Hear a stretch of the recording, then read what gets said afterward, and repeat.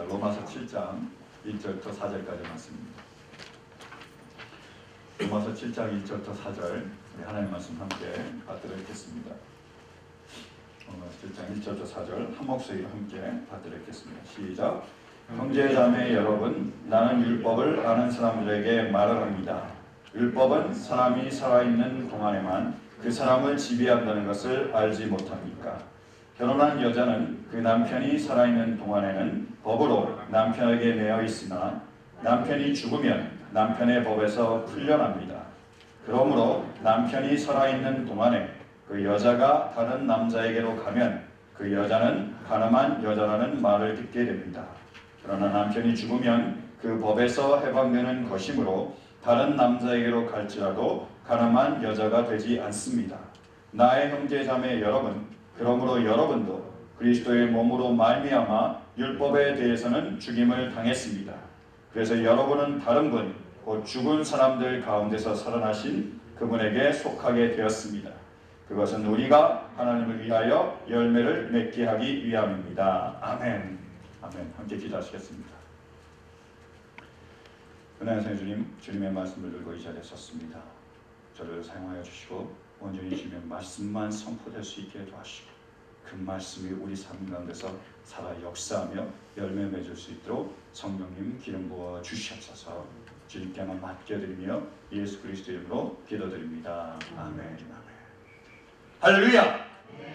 그럼 할렐루야가 무슨 뜻이죠? 네, 하나님을 찬양하는 뜻입니다. 여러분, 우리 모두 하나님을 찬양하기 바랍니다. 할렐루야. 이렇게 찬양하는 우리 모두가 되시기를 간절히 축원합니다. 어떤 분이 며칠 전에 저한테 카톡으로 이런 내용을 보내주셨어요. 좀 감동이 돼서 나누기를 원합니다. 뉴욕의 추운 겨울이었습니다. 어떤 한 10살 정도 되는 아이가 추위에 벌벌 떨고 있었어요. 근데 희한하게도 이 아이가 신발 가게 앞에서 신발 가게 안으로 쇼윈도를 통해서 열심히 뭔가를 지켜보고 있는 거예요. 하루에 계속 지켜보고 있어서 그 신발 가게 여주인이 딱 보니까 궁금하잖아요. 그래서 밖으로 나왔습니다. 그래서 그 아이한테 물어봤어요. 얘야, 왜 이렇게 신발 가게 안을 들여다보니? 혹시 누구 찾는 사람 있니?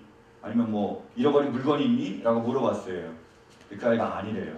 왜 그렇게 쳐다보니? 그랬더니 이 아이가 저기요, 제가 갖고 싶은 신발이 있는데요, 저 신발을 달라고 하나님께 기도 중이에요. 이렇게 얘기한 거예요. 여전히 짠하잖아요. 그래서 이 아이를 데리고 그 가게 안으로 들어왔습니다. 그래서 딱 보니까 아이 신발이 너무 더럽고 너무 냄새가 나는 거예요. 그러니까 우선 그 대야에다가 물을 받아다가 그 아이의 양말을 벗기고 신발을 벗기고 씻어줬습니다. 그래서 수건으로 깨끗이 닦아주고요, 새 양말을 신겨주고 그 아이가 그토록 원하는 그 신발을 신겨줬어요.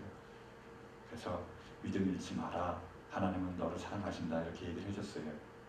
그랬더니 이 아이가 그 아주머니의 손을 꼭 붙들고 그리고 눈에서 눈물을 글썽거리면서 이렇게 아주머니한테 얘기했습니다. 아주머니, 혹시 하나님의 부인이세요? 여러분, 우리 하나님 아버지의 부인은 없습니다. 그렇죠? 근데요, 예수 그리스도의 부인은 있습니다. 여러분, 예수 그리스도의 신부가 계시는데 누구인지 아십니까? 우리입니다. 예수 그리스도는요, 우리의 신랑이 되시고 우리는 남자든 여자든 다 상관없이 예수 그리스도 안에서 신부입니다. 그것이 성경이 가르쳐주는 진리입니다. 우리는 결혼을 통해서 예수 그리스도와 한 몸이 되는 거예요. 우리 예수 그리스도는 우리의 신랑이시고 우리는 그분의 신부입니다. 여러분, 우리가 그분의 신부 되신 줄로 믿습니까? 그래서 바울 사도도요, 우리 본문 말씀을 통해서 보여주고 있는 거예요. 한번 보실까요? 우리 본문 1절이요. 자, 시작. 1절. 형제자매 여러분, 나는 율법을 아는 사람들에게 말을 합니다. 율법은 사람이 살아있는 동안에만 그 사람을 지배한다는 것을 알지 못합니까? 율법에 대해서 얘기하면서요, 우리가 이전에는 율법의 지배 아래 묶여 있었다고 얘기하고 있습니다.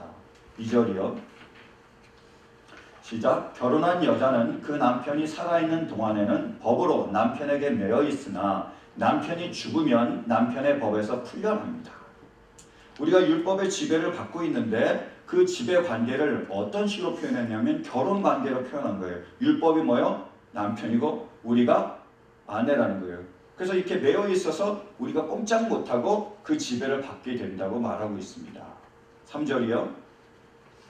시작. 그러므로 남편이 살아있는 동안에 그 여자가 다른 남자에게로 가면 그 여자는 간음한 여자라는 말을 듣게 됩니다. 그러나 남편이 죽으면 그 법에서 해방되는 것이므로 다른 남자에게로 갈지라도 간음한 여자가 되지 않습니다. 아멘. 그래서 우리가 남편과 아내 이 관계, 꽉 묶인 관계에서 벗어나는 방법은 뭐예요? 죽는 것밖에 없다는 거예요. 그 방법을 통해서만 벗어날 수 있다고 얘기하고 있습니다. 그래서 4절이요. 시작. 나의 형제자매 여러분, 그러므로 여러분도 그리스도의 몸으로 말미암아 율법에 대해서는 죽임을 당했습니다. 그래서 여러분은 다른 분, 곧 죽은 사람들 가운데서 살아나신 그분에게 속하게 되었습니다. 그것은 우리가 하나님을 위하여 열매를 맺게 하기 위함입니다. 아멘. 4절에서 바울 사도는 위대한 선포를 하고 있습니다. 뭐라고요? 우리가 율법에 대해서 죽었다고요. 더 이상 율법에 매이지 않는다고요. 그래서 우리가 다른 데로 시집갔다고요. 누구에게로? 예수 그리스도께로. 여기서 속하다는 의미가 기노마이라는 의미인데 그게 결혼하는 의미로 연결이 됩니다. 그 영어 성경으로는요. 속하다는 표현을 married라고 표현이 되어 있어요. 결혼했다는 거예요. 우리가 누구라고요? 그리스도의 신부예요. 사랑하는 성도 여러분, 율법은 더 이상 우리의 남편이 아닙니다. 그리스도가 바로 우리의 신랑 되십니다. 우리가 바로 그분의 신부입니다. 믿으십니까? 우리가요 그리스도의 신부예요. 이게 굉장히 좋은 건 뭐냐면 그리스도가 신부가 됐기 때문에 우리에게 특권이 있습니다. 그리스도의 신부이기 때문에 우리에게 주신 하나님의 특별한 권리가 있는 거예요. 어떤 권리가 있는지 아십니까? 맨 처음으로요 우리에게 영광스러운 이름을 주셨습니다. 보세요. 한국과 미국은 결혼 풍습이 다릅니다. 전통이 달라요. 그래서 한국에서는 시집을 가도 성을 그대로 쓰잖아요. 그죠? 근데 미국에서는 시집을 가면 어떻게 되죠? 성이 바뀝니다. 누구의 성을 따르죠? 남편의 성을 따르는 거예요. 그래서 남편이 오바마면 아내도 오바마. 남편이 클린턴이면 아내도 클린턴이 돼요. 이렇게 될 겁니다. 결혼을 하면 그 남편의 성을 받게 되는 거예요. 그 이름을 받게 되는 겁니다. 자, 그러면 우리가 그리스도와 결혼하게 됩니다. 그죠? 그럼 우리도 그리스도의 이름을 받게 되는 거예요. 영광스러운 이름을 받게 됐습니다. 자, 우리의 신랑이 누구시라고요? 그리스도요. 그럼 우리는 뭐죠? 그리스도인입니다. 크리스천, 크라이스트. 그리스도라는 그 영광스러운 이름을 우리가 받았습니다. 그 이름은요, 영광스러운 이름이에요. 모든 이름 위에 뛰어난 높으신 이름입니다. 보실까요? 빌립보서 2장 9절이요. 함께 봉독하겠습니다. 시작. 그러므로 하나님께서는 그를 지극히 높이시고 모든 이름 위에 뛰어난 이름을 그에게 주셨습니다. 아멘. 하나님께서 그를 높이셨는데 그가 누구죠? 예수님이에요. 그에게 모든 이름에 뛰어난 이름을 주셨습니다. 뭡니까? 그리스도십니다. 오바마보다도 클린턴보다도 더 높으신 그 이름을 주셨습니다. 그 이름이 뭐라고요? 크라이스트, 그리스도입니다. 우리에게 그 이름을 주셨습니다. 그래서 우리가 뭐가 되는 거죠? 그리스도인이 되는 겁니다. 근데 그리스도인들이 잘못하면 세상 사람들이 뭐라 그러죠? 왜 그리스도인들이 그래? 그 다음 덧붙이면 그리스도인 맞아 그러잖아요. 참 우리가 모욕당하기도 하고 기분이 안 좋은 말이지요. 근데 바꿔 말하면요 굉장히 영광스러운 표현일 수도 있습니다. 여러분 왜 사람들은 우리를 보면서 우리가 잘못하면 왜 그리스도인이 그래라고 얘기할까요? 우리에게 high expectation, 기대가 높기 때문입니다. 우리에게 그리스도라는 이름이 있기 때문에 그 영광스러움이 있기 때문에 그분이 누군지 그들이 알기 때문에 그 이름을 받은 너희들은 그분과 같아야 되지 않느냐는 같을 것이라는 그 기대가 있어요. 소망이 있습니다.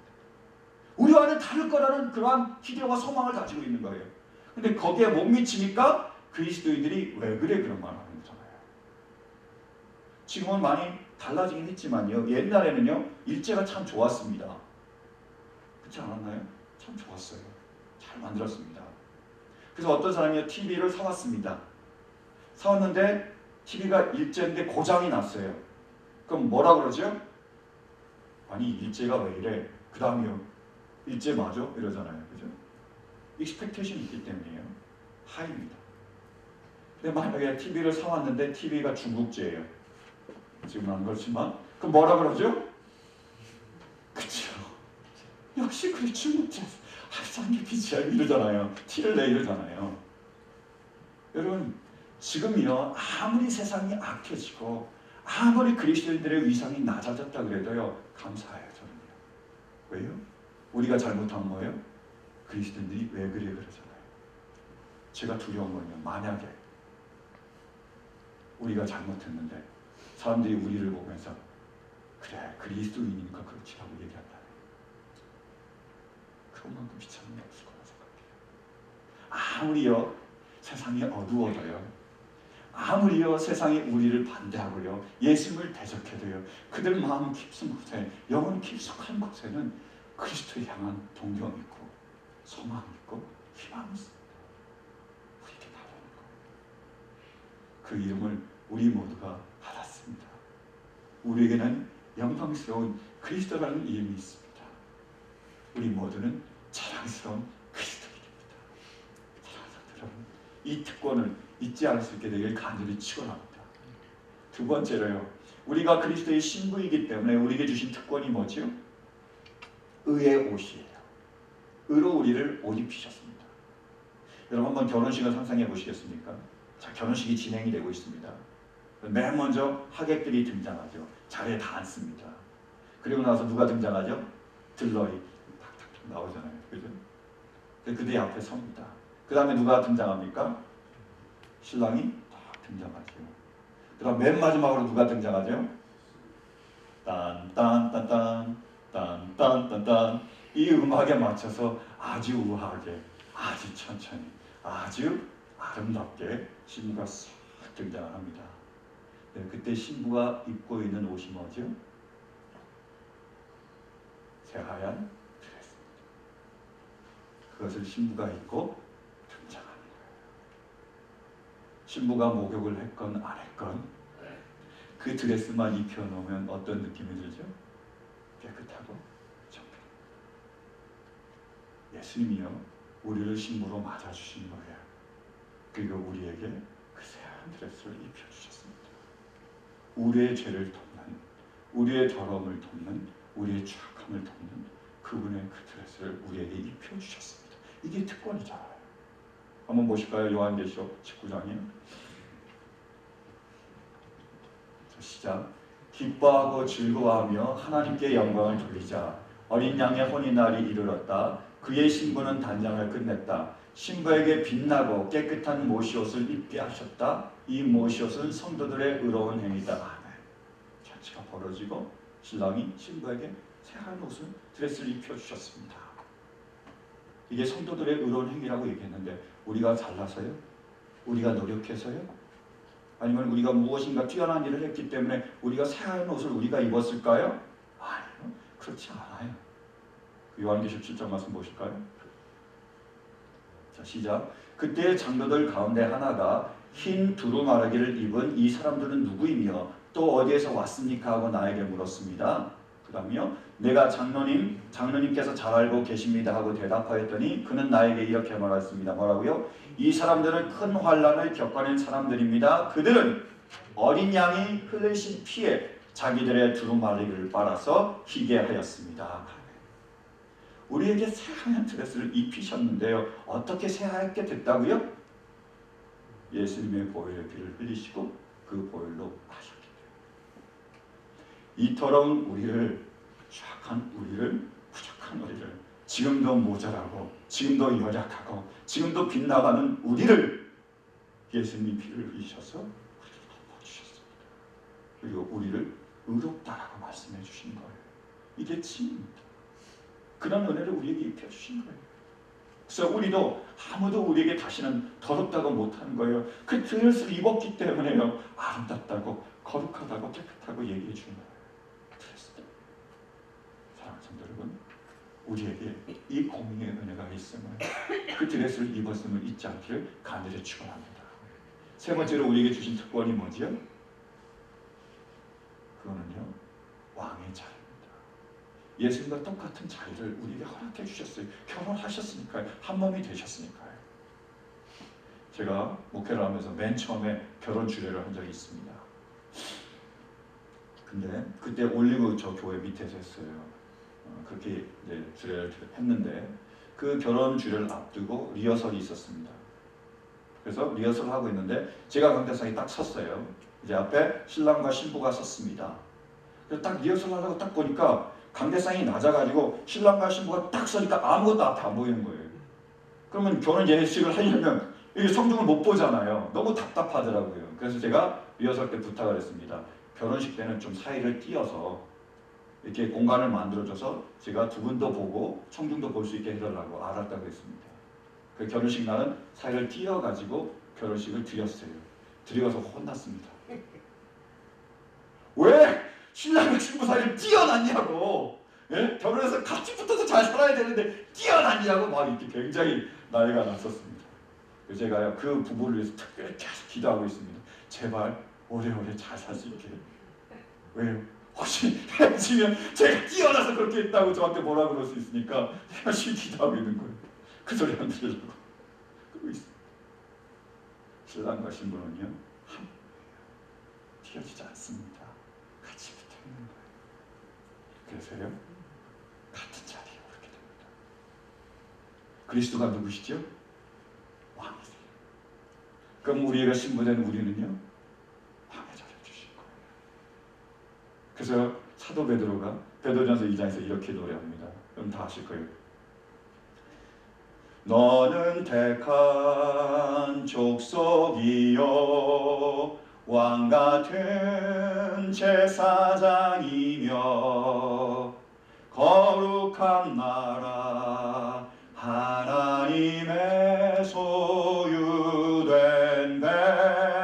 백성 너의 영혼 우리 볼 때 얼마나 아름다운지 너의 영혼 통해 그 영광 받으실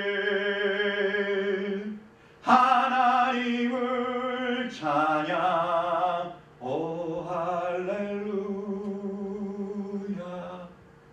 우리가 누구라고요? 거룩한 백성이고 왕같은 제사장입니다. 왕이에요. 그렇게 우리를 그 자리에 앉혀주시고 우리를 받으셔서 그렇게 섬겨주십니다. 그리고 우리에게 능력을 허락하셨어요. 왕이기 때문에 권위를 허락하셨습니다. 하늘의 모든 것, 아버지의 모든 것을 우리가 받아 누릴 수 있도록 허락하셨습니다. 신랑 대신 예수님께서 신부인 우리를 부르시고 얘기하는 거예요. 요한복음 14장 13절이요. 너희가 내 이름으로 무엇을 구하든지 내가 시행하리니 이는 아버지로 하여금 아들을 인하여 영광을 얻으시게 하려 함이니라. 여러분, 우리가 그리스도의 신부가 어떤 의미인지 아십니까? 하나님의 그 놀라운 그 은혜를, 그 축복을, 그 능력을 우리가 사용할 수 있도록 허락해 주셨다는 거예요. 우리가 예수 그리스도의 이름으로 구하면 어떻게 하신다고요? 틀어주시겠다고 약속합니다. 우리가 예수 그리스도의 이름을 붙잡고 그리스도의 신부에게 나와 간절히 구하면 우리의 구하는 것을 들어주시겠다고 약속하셨습니다. 그때가 그 방법이 우리가 원하는 때와 방법은 아닐지라도 우리는 그 약속이 있습니다. 그 열쇠가 있습니다. 그 능력이 있고 그 권위를 주셨습니다. 이게 특권이에요. 성도 여러분, 이 특권을 우리에게 허락하셨음을 믿으십니까? 그럼 나와 아버지께 구함으로 예수 그리스도의 이름으로 구함으로 하나님의 응답하심이 있기를 간절히 축원합니다. 하나님께서 하셨기에 하나님께만 영광을 돌릴 수 있는 우리 모두가 되시기를 간절히 축원합니다. 이게 그리스도의 신부, 우리에게 주시는 특권입니다. 근데요, 특권에는 반드시 따르는 의무가 있습니다. 이렇게 놀라운 특권을 주셨는데 우리가 그러면 신부로서 해야 할 의무는 무엇일까요? 그게 오늘 본문 4절에 나옵니다. 다시 돌아가서 본문 보실까요? 로마서 7장 4절 시작. 나의 형제 자매 여러분, 그러므로 여러분도 그리스도의 몸으로 말미암아 율법에 대해서는 죽임을 당했습니다. 그래서 여러분은 다른 분, 곧 죽은 사람들 가운데서 선하신 그분에게 속하게 되었습니다. 그것은 우리가 하나님을 위하여 열매를 맺게 하기 위함입니다. 아멘. 그리스도의 신부가 돼서 이런 특권을 누리게 하셨습니다. 그것은 뭐 하기 위함이라고요? 하나님께 열매를 맺게 하기 위함. 우리에게는 그리스도의 신부라는 특권이 있지만 그리스도의 신부에게 의무가 있습니다. 그게 뭐라고요? 하나님의 열매를 맺는 거예요. 그럼 여러분, 우리가 맺어야 될 가장 중요한 하나님의 열매가 뭘까요? 사랑입니다. 왜냐하면 사랑은 사랑을 낳기 때문에. 여러분, 예수님께서 왜 우리를 받아주시고 우리를 신부로 삼으시고 우리와 결혼하셨을까요? 우리를 사랑하시니까. 죽기까지, 생명을 내어주시기까지 사랑하시니까요. 그러면 우리를 사랑하신 그 주님이 우리에게 바라시는 게 뭘까요? 사랑합니다. 우리의 생명을 다해 영혼을 다해 주님을 사랑하고요. 주님을 사랑하는 것처럼 우리의 이웃을 사랑하는 거예요. 그것을 바라십니다. 그럼 어떻게 사랑할 수 있을까요? 간단하죠. 주님처럼 사랑합니다. 주님 우리에게 어떻게 사랑하셨죠? 우리를 신부로 맞아주시고 뭐로 섬겨주셨다고요? 그럼 우리도 주님처럼 사랑하려면 어떻게 하죠? 주님을 왕으로 뿐만 아니라 다른 사람을 받아들여서 뭐요? 그를 왕으로 섬기시면 되는 거예요. 그래서 섬김의 사랑을 가장 잘 표현한 부분이 저는 세족식이라고 생각합니다. 주님 세족식을 통해서요. 어떻게 우리가 사랑하며 어떻게 우리가 섬기며 어떻게 우리가 서로를 존중할 수 있는지를 잘 보여주셨습니다. 십자가 체험을 앞두고요. 예수님이 죽음을 앞두고 이제 제자들을 떠나야 될 것을 아셨습니다. 제자들을 마지막으로 떠나기 전에 그들과 마지막 저녁 식사를 가지는 거예요. 근데 저녁 식사를 하다가 갑자기 벌떡 일어서셨습니다. 허리에다가 수건을 두르셨어요. 그리고요 대야에다가 물을 담으셨습니다. 그래서 그 대야를요 물이 담긴 대야를 들고 가져오신 거예요. 그리고요 대야를 바닥에 넣으시고요 무릎을 꿇으셨습니다. 주님께서 무릎을 꿇으셨어요. 그리고 뭘 하셨죠? 제자들의 발을 씻어주시고 그 더러운 발을요 그 냄새나는 발을요 그 시커먼 발을 씻어주신 거예요. 야고보의 발을 씻어주셨고요 요한의 발을 씻어주셨고 버티던 베드로의 발을 씻어주셨고 그리고 가룟 유다의 발까지 씻어주셨습니다. 어떤 분은 제가 보이지 않을 거예요. 주님은 보이지 않을 만큼 낮아지셨고요. 무릎을 꿇으셔서 우리를 씻어주셨습니다. 여러분, 잠깐 멈춰서 우리가 생각을 해볼까요? 예수님과 제자들이 있습니다. 누가 왕이시죠? 예수님이시잖아요. 누가 종입니까? 제자들이에요. 누가 발을 씻어줘야 되죠? 제자들이. 왜요? 그렇게 하지 않으셨어요. 너희가 좋으니까 네가 내 발을 씻어라 그렇게 하지 않으셨어요. 예수님은요. 어떻게 하셨죠? 오히려 예수님이 무릎을 꿇으시고 제자들의 발을 씻어주셨습니다. 여러분, 과연 그 제자들이 그렇게 왕으로 존중받을 자격이 있는 사람들입니까? 정말로 예수님께서 무릎을 꿇고 그 발을 씻어줄 만한 그러한 자격을 갖춘 그러한 사람들이라고 생각하십니까? 그 제자들 중에 한 명은요 예수님을 은30에 팔았습니다. 은30은 그때 노예를 파는 노예 가격입니다. 그걸 주고 그 사람 예수님을 팔아버렸어요. 또 한 사람은요 예수님을 다굴기 전에 3번이나 부인합니다. 모른다고 부인하는 거예요. 나 그 사람 몰라요. 마지막 때는 저주했다고 얘기하고 있습니다. 저주하면서까지 부인하는 거예요. 또 한 사람은요 잡히게 되니까 옷을 홀라당 벗어버렸습니다.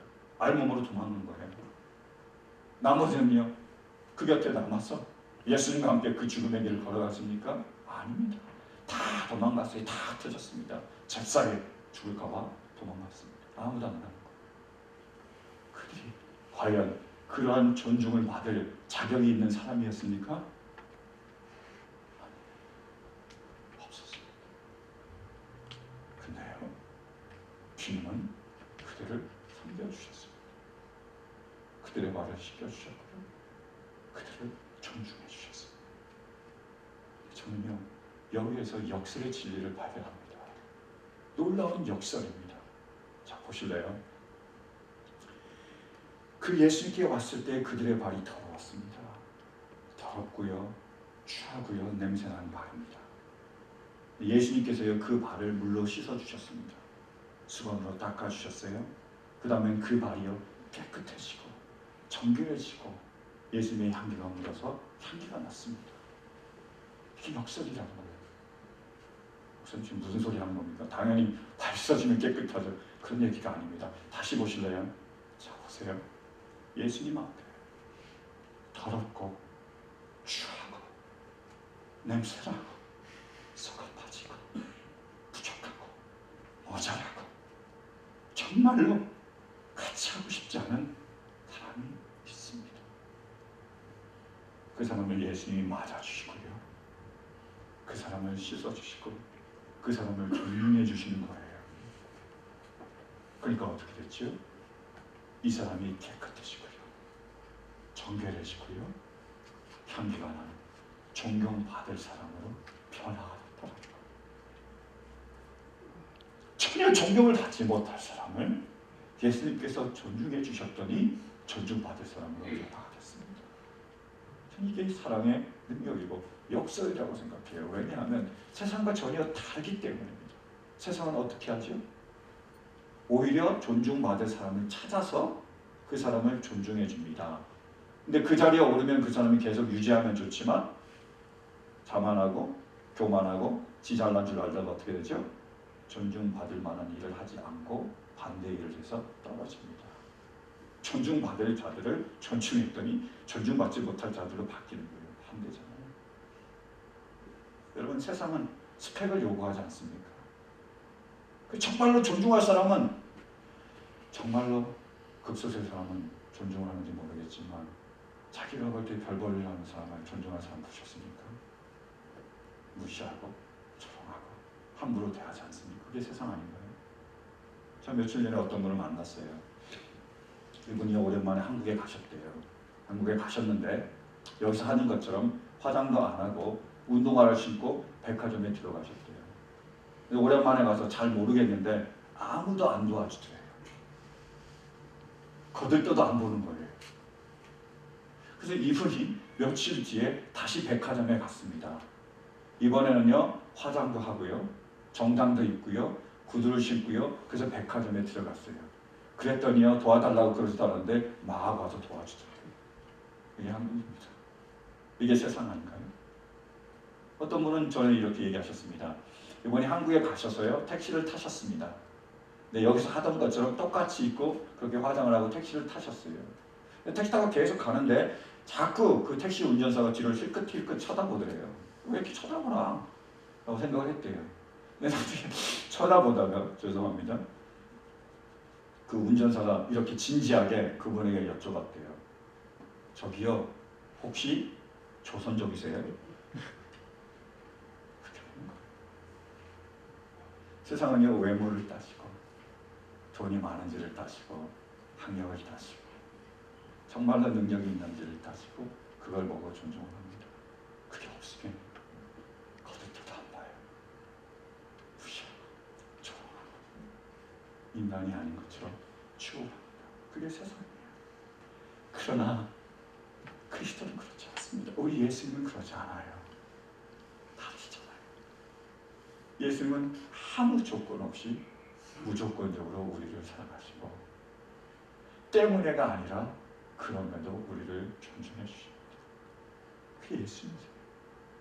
그래서요 그리스도인은 다릅니다. 그리스도의 신부는 다른 거예요. 그리스도의 신부가, 그리스도인이 어떤지 아십니까? 그리스도인은요 절대로 이 사람이 얼짱인지 이 사람이 폭탄인지 따지지 않습니다. 그리스도인은요 이 사람이 몸짱인지 이 사람이 몸꽝인지 절대 따지지 않습니다. 그리스도인은요 이 사람이 눈이 있는지 팔이 있는지 따지지 않아요. 그리스도인은요 이 사람이 치매인지 이 사람이 장애인지 따지지 않습니다. 그리스도인들이 어떤지 아십니까? 그리스도인은요 자기를 사랑해 주는지 자기를 미워하는지 따지지 않습니다. 그리스도인은요, 자기를 존중해 주는지 자기를 무시하는지 따지지 않습니다. 그 모든 분들을 하나님의 자녀이기에 하나님처럼, 그리스도의 신부이기에 그리스도처럼 맞아주고 받아주고 존중하며 섬겨줍니다. 그게 그리스도. 그 그리스도인이 모인 곳이 어디죠? 그게 교회입니다. 그래서 교회 안에 희망이 있습니다. 저는 믿습니다. 우리 하나님께서 이 선한 일을 시작하셨음을 믿습니다. 이 일을 시작하신 그 하나님께서 반드시 이루실 줄을 믿습니다. 저는 믿습니다. 우리 안에 하나님께서 계심을, 우리 안에 그리스도께서 계심을, 우리가 그리스도의 신부임을 믿습니다. 그렇게 하나님께서 우리를 통하여 서로 존중케 하심을 믿습니다. 우리는 반드시 남편이 아내를 존중하고 아내가 남편을 존중할 것입니다. 그들의 자격을 따지지 않고 조건을 따지지 않고 상황과 환경을 따지지 않고 그렇게 존중할 것입니다. 그리고 부모가 자녀를요, 자녀가 부모를 존중할 것입니다. 서로가 서로를 존중하며 서로가 존중을 받게 될 것입니다. 서로가 서로의 발을 씻겨주며 기뻐하고 서로가 서로에게 발을 씻김을 당하며 기뻐하게 될 것을 믿습니다. 그래서요, 저는 기도합니다. 우리 모두가 그 나라를 누릴 수 있기를 우리가 기도합니다. 그날이 이제는 속히 올 수 있기를. 사랑하는 성도 여러분, 저는 하나님이 계시기에, 그리스도께서 계시기에, 우리가 그분의 신부이기에 언젠가 반드시 이 일이 일어날 줄 믿습니다. 간절히 기도합니다. 사랑하는 성도 여러분, 우리 모두가 함께 기도할 수 있게 되길 간절히 바랍니다.